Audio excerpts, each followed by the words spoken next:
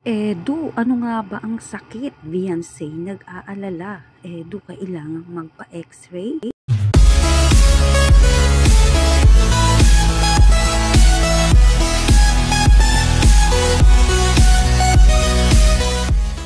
Ano nga ba ang sakit nito ni Kalingap Edu? Tara, alamin natin. Kamusta po mga kalingap? Muling nagbabalik ang inyong lingkod, mini vlog, naghahatid ng update tungkol sa mga kalingap. Kung bago ka pa lang sa aking channel, mag-subscribe na at huwag kalimutang mag-like para lagi kayong updated sa aking mga videos.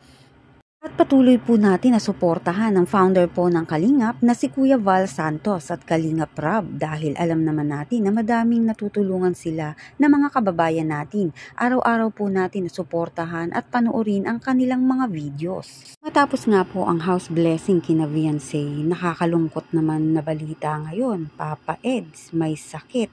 Ito nga pong si Kalingap Edu ay may sakit. Kaya nga pala isa din nung dumalo siya ng ribbon cutting ay masama na pala ang pakiramdam din niya na yon.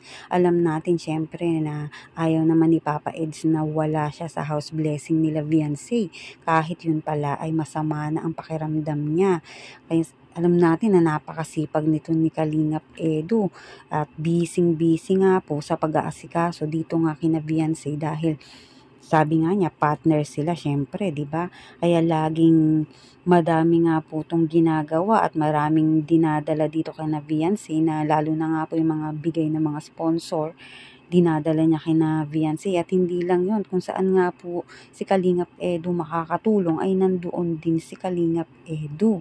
Alam natin mga kalingap na si Kalingap Edu ay hands-on yan sa mga pagtulong niya lalo na nga po dito kay Beyonce na talagang inaalalayan niya dahil nga po sa magkakaroon nga po ng house blessing dahil hindi naman pwedeng wala din siya doon. Kaya nga kahit siguro masama ang kanyang pakiramdam ay talagang pinipilit niya na nandun din siya. Nang malaman nga po ng magulang ni Beyonce na may sakit nga po itong si Kalingap Edu ay nag-alala rin po ito. Yun nga po, meron nga pong dumalaw na isa ring kalingap sa bahay nila Kalingap Edu at pinayuhang magpahilot kung saan nga po nagpahilot din si Kalingap Rab. Baka nga daw po siya ay may pilay o kaya magpa-check up na talagang makikita natin na ang pag-aalala din ng iba kay Kalingap Edu ay sobra dahil nga nakikita nila ang kasipagan ni Kalingap Edu, yung effort na ginagawa niya. Tapos, itong mga basher, ni hindi man lang makita yung mga ginagawa ni Kalingap Edu na magaganda. Ang nakikita lang nila pangit. Kaya, nako, yung mga basher ay tumigil-tigil na.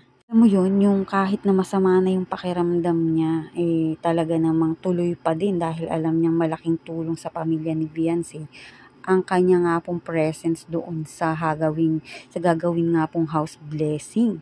Lagi talaga si Papa Eds handang tumulong kahit nga kanino basta kaya niya yung mga ginagawa niya. Kahit nga po yan, katulad niyan, masama na pala ang pakiramdam niya, no? Natulong pa din, di ba?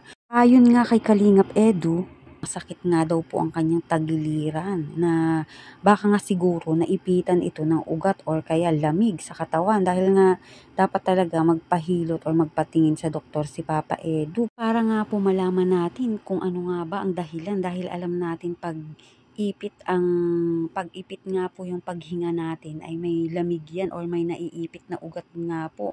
Kitang-kita natin kay Edu na di talaga maganda ang kanyang pakiramdam.